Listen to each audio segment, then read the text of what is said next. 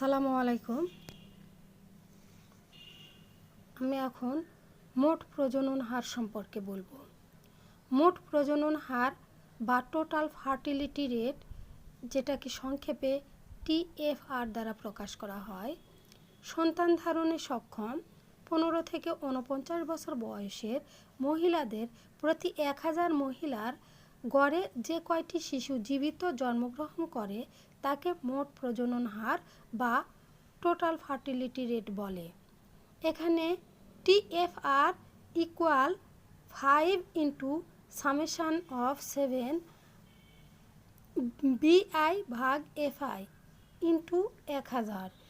এখানে শ্রেণী ব্যবধান 5, তাই 5 দ্বারা গুণ করা হয়েছে এবং 15 থেকে 49 বছর বয়সের মধ্যে 60টি গ্রুপ বা দল ছিল, যেটা এরকম: 15 থেকে 19, 20 থেকে 24, 25 থেকে 29, 30 থেকে 34, 35 থেকে 39, 40 থেকে 44, 45 থেকে 49।